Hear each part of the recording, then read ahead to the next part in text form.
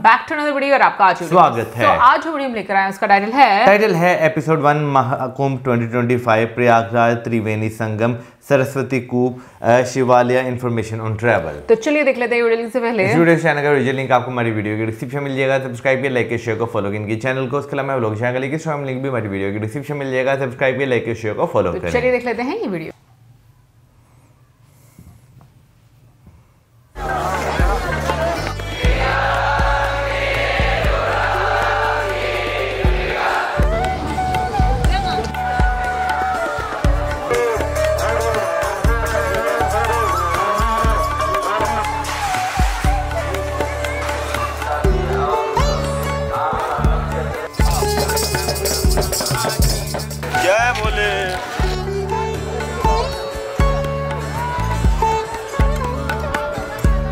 रसीद कर लीजिए, काफी देर से परेशान है। बिल्कुल मूवी के सीन होते हैं ना, तो हम छलांग मार मार के वहां जाते, ऐसा नहीं आएगा। क्या सीन है सीरियसली। ये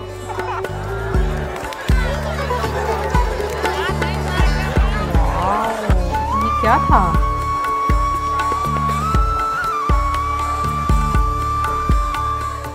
नमस्कार फ्रेंड्स, वीजा टू एक्सप्लोर में आपका स्वागत है। मैं हूं आपका होस्ट हरीश बाली। आज मैं प्रयागराज में हूं।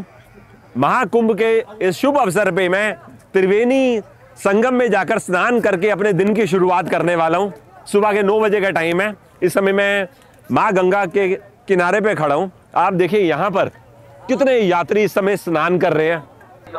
हर हर गंगे, जय माँ गंगे, हर हर महादेव। काफी देर से मैं इस तरह से यहाँ पे सुन रहा हूँ। साथ में जो इस जगह मेरे को व्यवस्था देख के जो फीलिंग आ रही है ना, ऐसे मैं कह सकता हूँ ये पूरा जो सेटअप है, पूरा जो इवेंट है, वेरी वेल ऑर्गेनाइज्ड। इस सब के बारे में मैं डिटेल में चर्चा करूंगा। सबसे पहले हम लोग बोट लेके त्रिवेणी संगम चलते हैं और गंगा, यमुना और सरस्वती, जहां तीनों नदियां मिलती हैं, वहां जाके स्नान करेंगे।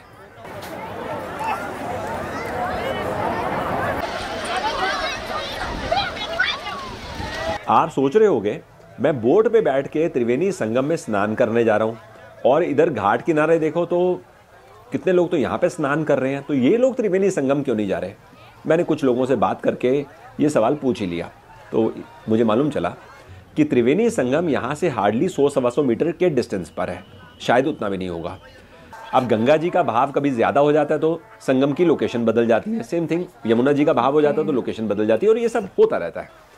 तो उनका कहना यह था कि मेन बात आपके भाव की है, आपकी श्रद्धा की है, जिस वजह से वो लोग यहाँ पर स्नान करके कंफर्टेबल महसूस कर रहे हैं, अच्छा लग रहा है।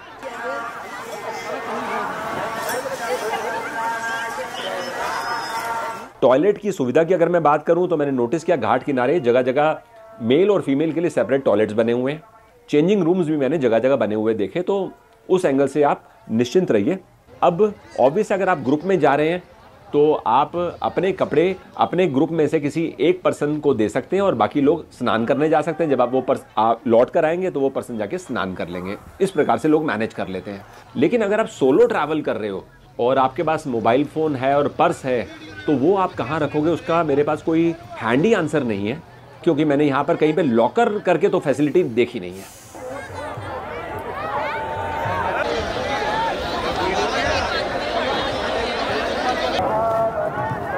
क्या सीन है सीरियसली। अब हमने ना प्राइवेट बोट करी है त्रिवेणी तक जाकर वापस आने के लिए, तो इसका हम 2000 रुपीज चार्ज दे रहे हैं। अब यहाँ पर भैया बोला मैं बोट लेके किनारे पे आता हूँ। मैंने बोला किनारे में आने में टाइम लगेगा, तो ऐसे जंप करते करते इधर आ गए। सही है, वाओ। आओ चले चले चले, बैठो बैठो बैठो।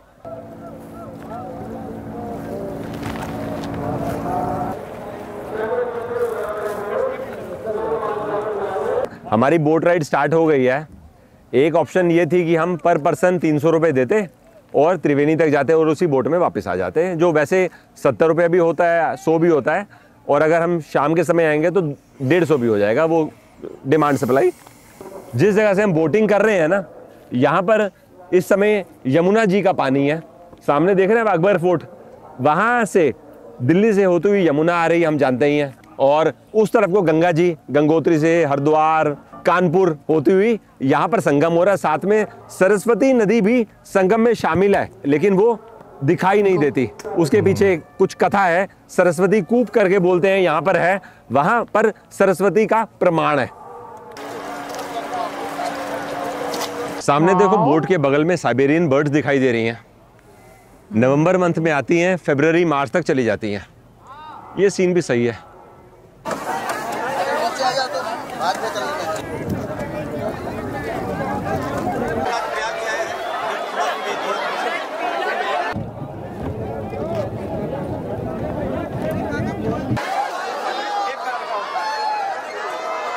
संगम यही हो रहा है। आप तीर्थराज प्रयाग में आए हैं। ये ब्रह्मा की वेदी है प्रयाग।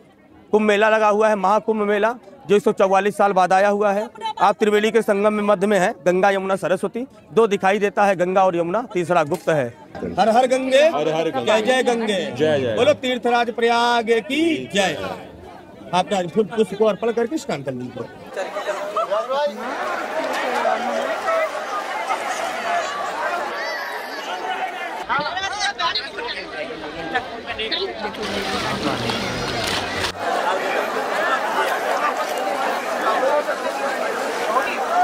आज मैं अपने आप को बहुत लकी महसूस कर रहा हूँ कि मुझे ये मौका मिला कि मैं प्रयागराज कुंभ के समय आया हूँ और मैंने त्रिवेणी संगम में आकर यहाँ पर स्नान किया है।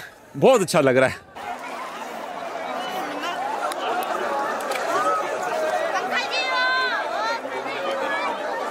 यहाँ पर आके जो फीलिंग आ रही है ना, इसको शब्दों में बयां कर पाना काफी मुश्किल है। हजारों लाखों की तादाद में इस समय यहाँ पर श्रद्धालु हैं। देखिए गंगा और यमुना का जो जल है ना, वो डिफरेंट कलर का है।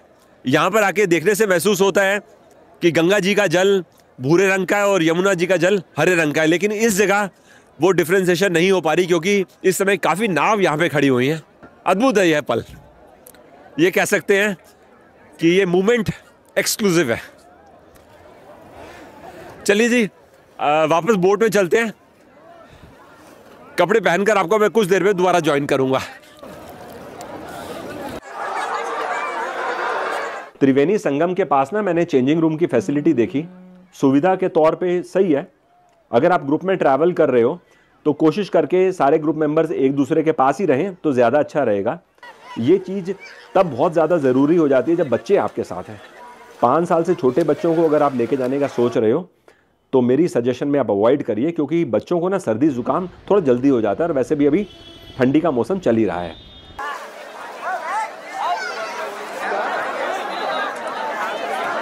चलते समय मैंने बोटमैन से पूछा था कि जाने में और वापस आने में कितना समय लगेगा, तो मुझे बताया था कि 15 से 20 मिनट आपको पहुंचने में लगेंगे।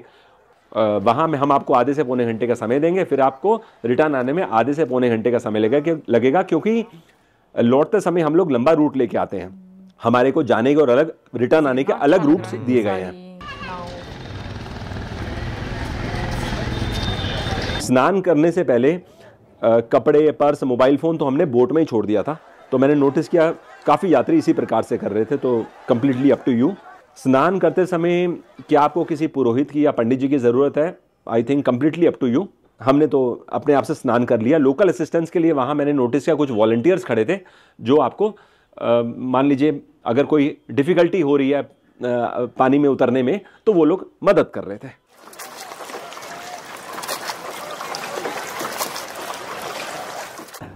आमतौर पे कभी मैं किसी डेस्टिनेशन पे जाता हूँ ना तो प्लेसेस टू विजिट करके एक मेरी आइटनरी बनती है, मुझे सुबह से लेकर शाम तक क्या क्या करना है। और अगर मैं 2 दिन के लिए जाता हूँ तो टोटली पैक आइटनरी होती है। इस बार ना मैं ऐसा कुछ भी नहीं कर रहा। मैं इस जर्नी को एक्सपीरियंशियल बनाना चाहता हूँ। मैं चाहता हूँ कि आज और कल जो जो जगहें मैं विज़िट करूँगा वहाँ पर मैं सफिशेंट टाइम बिताऊँ और वाइब्स को महसूस करूँ। अगर आइटनरी लेके चलूँगा तो मैं ऐसा नहीं कर सकूँगा। जब मैं त्रिवेणी में स्नान करने गया तो वहाँ मैं ऑलमोस्ट 45 मिनट से 1 घंटे तक रुका। मेरा मन ही नहीं भर रहा था। आमतौर पे अगर मैं आइटनरी सोच के चलता तो मैं 10-15 मिनट रुकता और चले जाता, क्योंकि मेरे को दिन भर में बहुत सारी जगहें विजिट करनी है। तो आज के दिन में आप नोटिस ऐसा करोगे कि मैं बहुत ज़्यादा जगह तो नहीं जाऊँगा, लेकिन जहाँ जाऊँगा वहाँ पर क्वालिटी समय देने की कोशिश करूँगा, आज भी और कल भी। तो ये जर्नी दैट वे हमारी काफ़ी ज़्यादा डिफरेंट होने वाली है।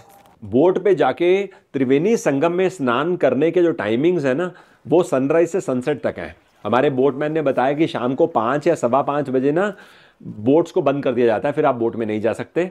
घाट किनारे तो स्नान आप कभी भी कर सकते हो, 24 घंटे में जब आपका मन करे आप यहाँ पे आके घाट किनारे स्नान कर सकते हैं।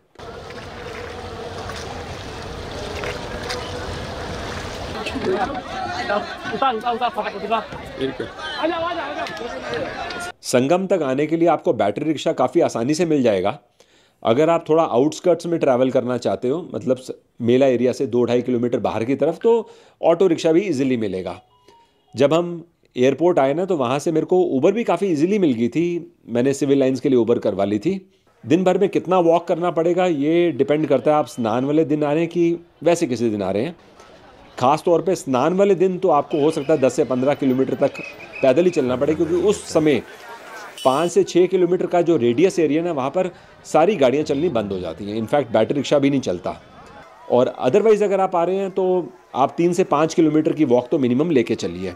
पार्किंग की जहाँ तक सुविधा अवेलेबल है उसके बारे में एक मेरे पास प्रेस नोट है, वो मैं आपको स्क्रीन पे दिखा देता हूँ। इसको आप पढ़ेंगे तो आपको आइडिया हो जाएगा कि आप अपनी गाड़ी कहाँ कहाँ खड़ी कर सकते हैं। डिपेंड करता है ना आप किस डायरेक्शन से आ रहे हैं। अगर आप स्नान वाले दिन पार्किंग की बात करें तो आपको कम से कम 6 किलोमीटर बाहर गाड़ी खड़ी करनी पड़ेगी। और वैसे किस दिन अगर आप संगम आते हैं तो मेला एरिया से लगभग 2 से 2.5 किलोमीटर के डिस्टेंस पे आपको पार्किंग इजीली मिल जाएगी।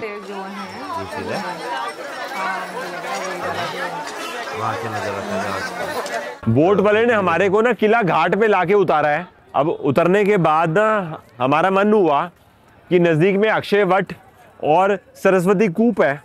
सामने आप जो किला देख रहे हैं ना, यहाँ पर अंदर जाना है हमको, तो यहाँ पर चल के टेम्पल विजिट करेंगे।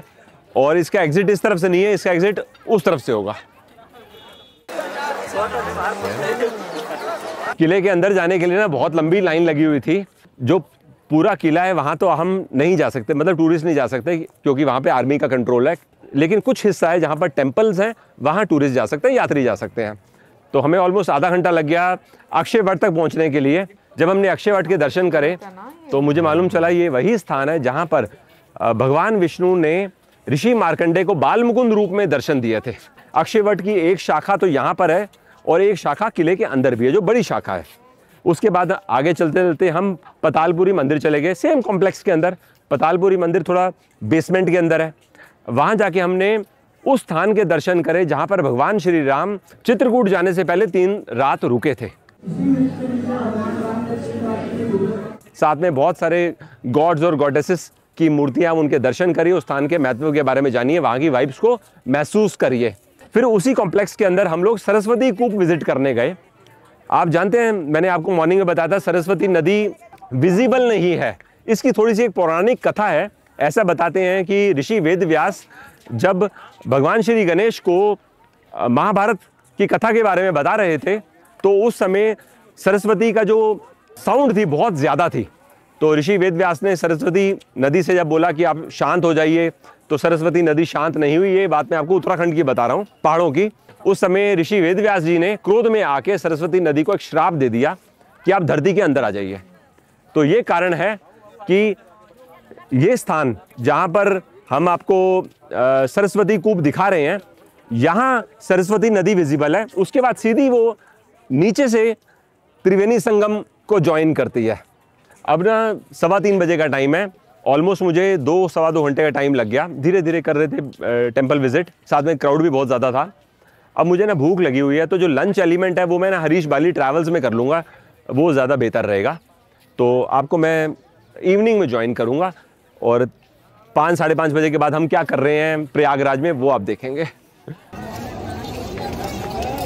प्रयागराज में रहने की जो ऑप्शंस है ना उसके बारे में मैंने YouTube कम्युनिटी में डिटेल में पोस्ट में लिखा है। अगर आप 10 मिनट लगा के उस पोस्ट को पढ़ोगे तो आपको फेयर आइडिया हो जाएगा मेला एरिया में क्या ऑप्शंस रहने की अवेलेबल है। नदी के उस पार अगर आप अरेल साइड जाना चाहते हो तो वहाँ पर जो टेंट सिटी है उसको वैसे हमने एपिसोड 2 में भी कवर किया है, जो नेक्स्ट संडे आप देखने वाले हो। मतलब आज सिटी में ही अगर आप 4-5 किलोमीटर मेला एरिया से बाहर की तरफ रहना चाहते हो तो ऑप्शंस की कोई कमी नहीं है। स्पेशली रेलवे स्टेशन के पास तो बहुत सारे होटल्स हैं। मैंने स्लीपिंग पॉड्स भी विजिट करे थे और वहाँ जाके मैंने देखा था कि आप 12 घंटे के लिए 24 घंटे के लिए पॉड ले सकते हो, फैमिली पॉड के ऑप्शन भी। और वहाँ पर मैंने लॉकर फैसिलिटी भी अलग से नोटिस करी थी। जिस एरिया में अभी हम हैं, यहाँ से आधा किलोमीटर के डिस्टेंस के अंदर ही आप श्री आदि शंकर विमान मंडपम विजिट कर सकते हैं। बड़े हनुमान जी का मंदिर भी यहीं पर है। डिजिटल कुंभ का जो एक्सपीरियंस सेंटर है वो भी इसी एरिया के अंदर ही है। पहले मैं सोच रहा था कि डिजिटल कुंभ एक्सपीरियंस विजिट करते हुए हम आगे जाएं, फिर प्लान बना कि हम कल विजिट करेंगे। इसका मतलब है आप अगले एपिसोड में ये चीज़ देखने वाले हैं। अच्छा, मुझे लगा शायद वहाँ पर गंगा जी में कुछ है, वही तो बोल रहा था। अभी काली घाट में हम बोट क्लब के पास में फाउंटेन शो देखने के लिए आए हुए हैं। 7 बजे का टाइम है। देखिए यहाँ पर हजारों की तादाद में यात्री बैठे हुए हैं और सब इंतजार कर रहे हैं फाउंटेन शो स्टार्ट हो। आपको मैं पहले थोड़ा सा ग्लिम्स दिखाऊंगा, फिर आपको इसके बारे में बताता हूँ। कहते हैं पक्षीराज की इस यात्रा के दौरान पृथ्वी पर 4 जगह अमृत की कुछ बूंदें छलक कर गिर पड़ी थी। हे आदिशेष, मैं यज्ञ करने हेतु इस सृष्टि में एक ऐसा स्थान ढूंढ रहा हूँ जो दिव्यता और पवित्रता की दृष्टि से सर्वोत्तम हो। अभी इन्होंने यहाँ पे चर्चा करी कि ब्रह्मा जी ने जब अपना पहला यज्ञ किया तो वो प्रयागराज की भूमि में किया। साथ में बताया प्रयागराज का लिटरल मीनिंग क्या है। जानकर अच्छा लग रहा है। प्रयागराज का लिटरल मीनिंग प्रयाग, प्रथम यज्ञ। हाल में ही अभी मैं तमिलनाडु होकर आया हूँ। वहाँ पर मैंने आपको दारासुरम टेम्पल दिखाया, श्री आदित्येश्वर टेम्पल बोलते हैं। तो ये सीरीज़ आप प्रयागराज के बाद देखने वाले हैं। तो वहाँ पर मैंने चर्चा करी थी कि दुर्वासा ऋषि ने इंद्र भगवान को श्राप दिया और इंद्र भगवान के हाथी ऐरावत को भी श्राप दिया था। जब उन्होंने श्राप दिया तो उसी कथा का लिंक समुद्र मंथन के साथ भी है। इसके बारे में यहाँ पर डिटेल में बताया। साथ में प्रयागराज तीर्थ का जो महत्व है उसके बारे में ये लोग यहाँ पे डिटेल में बता रहे हैं। शाम के 7 बजे का यहाँ पर फाउंटेन शो का टाइम है। 40 मिनट की टोटल शो की ड्यूरेशन है।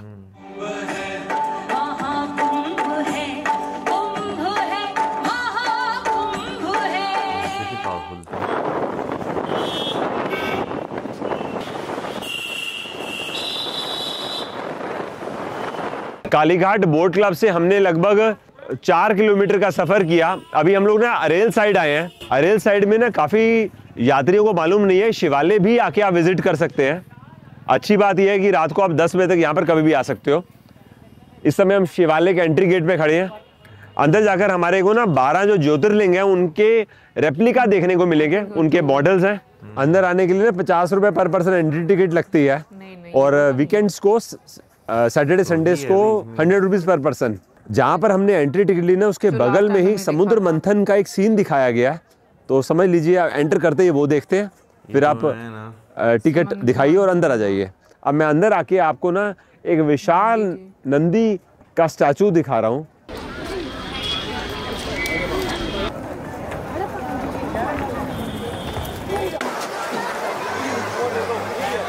अंदर आते सार ही ना हमारे को केदारनाथ टेम्पल के मॉडल के दर्शन हो रहे हैं यहाँ पर। अगर आप केदारनाथ धाम के बारे में ज़्यादा नहीं जानते तो आप यहाँ पर आसानी से हिंदी इंग्लिश में पढ़कर समझ सकते हैं। ये देखकर डेफिनेटली अच्छा लग रहा है। और सामने की तरफ मैं इधर से देख के समझ सकता हूँ वो श्री महाकाल मंदिर है, क्योंकि मैं उज्जैन गया हुआ हूँ तो इसलिए मैं जानता हूँ। जब हम उज्जैन जाके महाकाल मंदिर विजिट करते हैं तो हमें एक बारी में ऐसा स्ट्रक्चर देखने को नहीं मिलता, क्योंकि टेम्पल तो काफ़ी ह्यूज है। तो आप अलग अलग दिशा से घूमकर देखते हो या उसकी कोई फोटोग्राफ देखते हो तब आपको समझ में आ जाता है कि हम श्री महाकाल मंदिर को देख रहे हैं। यहाँ लिखा भी हुआ है, इस मंदिर की विशेषता यह है कि महाकालेश्वर की प्रतिमा दक्षिण मुखी है, जैसा कि तांत्रिक शिव नेत्र परंपरा में पाया जाता है। यह विशेषता केवल महाकालेश्वर में ही पाई जाती है, जो 12 ज्योतिर्लिंग में एक अनोखी बात है।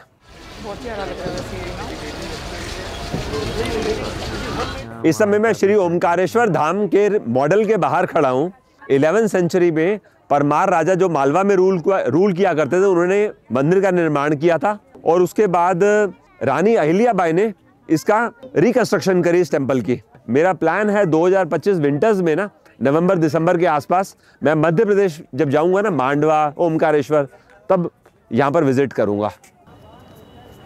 हमारे लेफ्ट हैंड साइड पे काशी विश्वनाथ मंदिर का रेप्लिका है। यहाँ तो एक्चुअली मैं पिछले 8 साल में 2 बार जा चुका हूँ।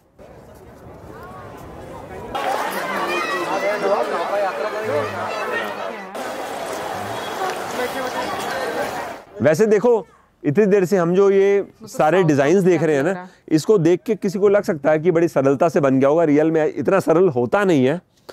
अब है तो ये वेस्ट मटेरियल जिसको इस्तेमाल किया गया है, लेकिन वो उसको बराबर तरीके से काटना और उसको एंश्योर करना कि एक्चुअली में उस टेम्पल का रेप्लिका या छोटा मॉडल लगे, दैट इज वेरी इंपॉर्टेंट। और सिमेट्री भी लेवल देखो ना कैसी है, अब ये सब सिमेट्री में है, बहुत खूब। जितने यात्री यहाँ पर इस समय आए हुए हैं ना, सबकी एक्साइटमेंट लेवल देख के मुझे भी लग रहा है कि सब लोग को ये जगह अच्छा लग रहा है। दिन में व्यू अलग है, रात के समय व्यू अलग है। इस तरफ को आप रामेश्वरम धाम टेम्पल के मॉडल के दर्शन कर रहे हैं। आपने हमारी ना तमिलनाडु की 2023 सीरीज में देखा होगा, हम रामेश्वरम धाम गए थे, वहां पर हमने 22 कुंड में जाके स्नान भी किया था। तब हमने जर्नी अपनी कन्याकुमारी से शुरू करी थी, रामेश्वरम होते हुए हम लोग मदुरई गए थे और तंजावुर भी गए थे। अभी मैं हाल में ही तमिलनाडु दोबारा होकर आया हूँ। अब जैसे ही हमारी प्रयागराज के ये 2 एपिसोड फिनिश हो जाएंगे जो हम बना रहे हैं यहाँ पर, इसके बाद आप वो तमिलनाडु की सीरीज देखेंगे। ये मैंने आपको ऐसे हेड्स अप इन्फॉर्मेशन के तौर पे बता दिया।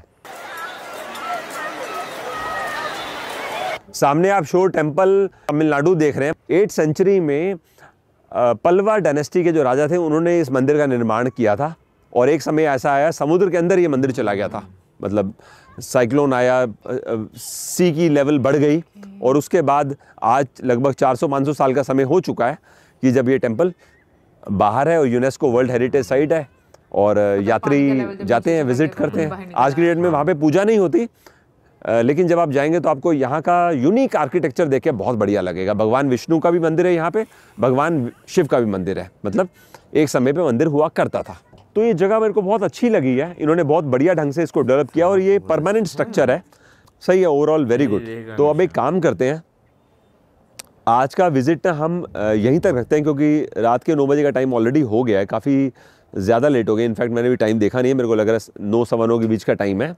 कल मॉर्निंग में हमारी कोशिश रहेगी दिन थोड़ा जल्दी शुरू करें और दिन भर घूमें और कल रात को थोड़ा एक्सटेंड कर लेंगे क्योंकि कल हमारा आखिरी दिन रहेगा प्रयागराज में। 2 दिन के लिए मैं यहाँ पर आया। आई नो कि 2 दिन बहुत इनसफिशिएंट है, कुंभ को अच्छे से देखना तो बात की बात है, आप मिनिमम लेवल पे भी एक्सप्लोर करने के लिए 2 दिन बहुत कम है, लेकिन कुछ और वर्कआउट नहीं हो रहा था तो मैंने सोचा कि मिस करने से तो बेटर रहेगा एटलीस्ट मैं 2 दिन के लिए कम से कम चला जाऊँ और एक लाइफ टाइम मेमोरीज मेरे लिए हो जाएंगी। हर बार होता है ना कि जब आपके पास कम टाइम होता है तो आप सोचते हो चलो अगली बार, लेकिन इस बार मैं वैसा करना नहीं चाहता था। चलिए जी, एपिसोड आज का इधर ही फिनिश करते हैं। जो कल हम जगहें विजिट करेंगे, जो हमारे कल के एक्सपीरियंसेस होंगे वो आप अगले एपिसोड में देखेंगे। फिलहाल के लिए आपको bye bye, thanks for your time.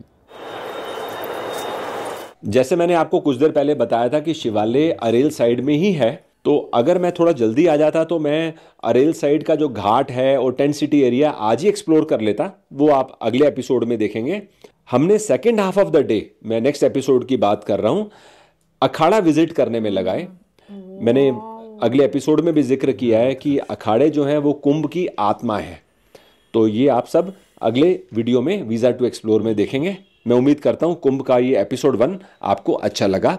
Mid of the week आप हरीश बाली ट्रैवल्स पे हमारा BTS एपिसोड देखेंगे जिसमें फूड सेंट्रिक इंफॉर्मेशन ज्यादा रहेगी। महाकुंभ की हमने जितनी भी वीडियोस देखी है ना, सबसे ज़्यादा डिफरेंट अगर साइड जो है वो किसी ने दिखाई है तो मेरा ख्याल है वो हरीश सर ही है। ट्रू, मुझे भी ये लगा कि काफ़ी विस्तार से उन्होंने जो भी जगह वो गए हैं उन्होंने उसके बारे में डिटेल्स बताई हैं। और मैं एक चीज़ पूछना चाहूँगी, ऐसे ही आज मतलब वीडियो देखते देखते मेरे माइंड में एक प्रश्न आ रहा था और वो ये कि जब आप स्नान करते हैं तो उस टाइम पर ज़रूरी होता है कि लाइक आपको अपनी मतलब वस्त्र उतार के, यानी कि शर्ट वगैरह उतार के, तो क्योंकि मैंने मेजॉरिटी में जो पुरुष हैं उनको ऐसे ही देखा है कि वो इसी तरीके से अपनी शर्ट उतार के तो स्नान करते हैं।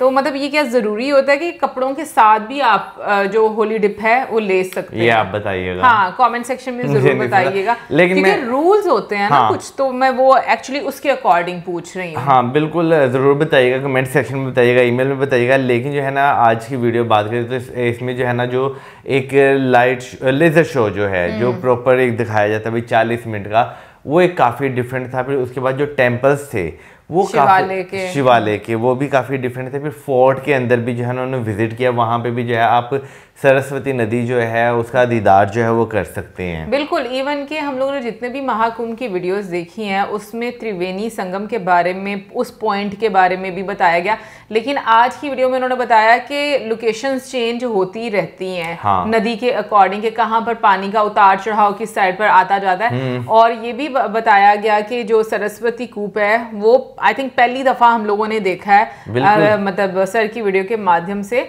बट अच्छा लगता है कि क्योंकि पहले जब इस तरह की जब चीज़ें आप वीडियोस में देखते हो ना, फिर उसको कॉन्टेक्स्ट नहीं पता चलता, तो कहीं ना कहीं पर वो एक इन्फॉर्मेशन मिस हो जाती है। बट इसमें डिटेल से उन्होंने वो चीज़ बताई और दिखाई है, तो मुझे बड़ा अच्छा लगा ओवरऑल।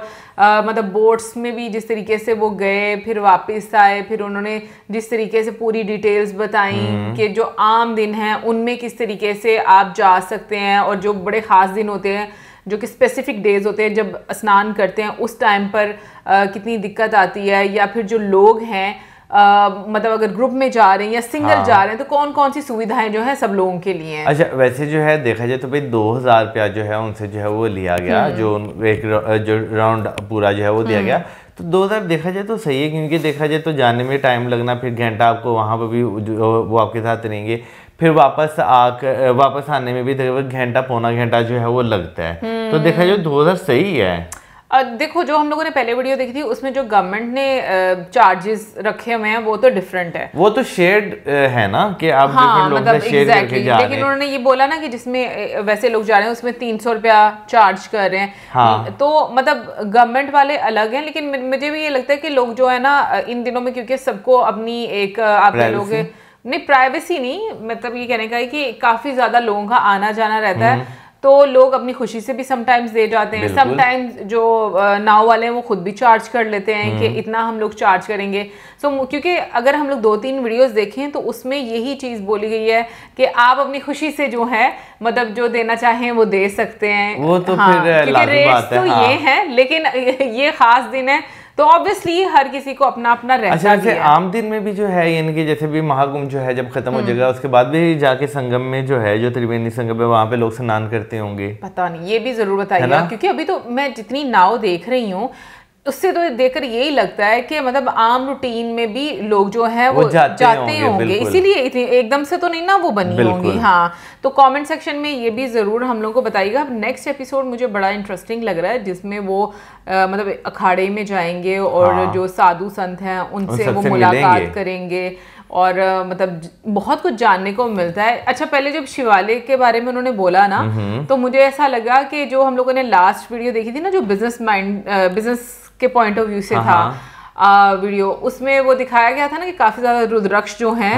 वो एक जगह पर जो रखे हुए हैं ज्योतिर्लिंग से। हाँ, ज्योतिर्लिंग से। तो मुझे लगा शायद शिवालय के अंदर ना वो होगा, लेकिन ये एक डिफरेंट साइड हम लोग को देखने को मिली। और बाकी जो डिजिटल महाकुंभ के बारे में उन्होंने बात की, छोटा सा जो क्लिप दिखाया वो भी मुझे बड़ा खूबसूरत लग रहा था, वो भी जरूर हम लोग देखेंगे। हाँ, वो तो हम भूल ही गए, हालांकि वो हमने बिल्कुल फर्स्ट व्लॉग में 200 जर्नीज का जो व्लॉग था उसमें वो देखा था, लेकिन तब नहीं देखा, अरे वो बंद था। हाँ, लेकिन पूरी बात तो कर लेते थे ना, लेकिन तब जो है अभी फिर काम चल रहा था। हाँ, मैं ये कहने लगा था। देखा, मुझे लगा कि कह रहे बाहर से देखा था यार, बिल्कुल बाहर से देखा। तब महाकुंभ स्टार्ट नहीं हुआ था ना, जब हम लोगों ने देखना शुरू कर दिया था। तब जो है तैयारियां जो है वो दोनों शो से चल रही थी। एनीवे गाइस, आप जरूर बताइएगा कि आप में से जो महाकुंभ अटेंड किया है इस साल में और कैसा एक्सपीरियंस रहा, और इसी के साथ हमें जाओ लाइक, शेयर, गुड बाय।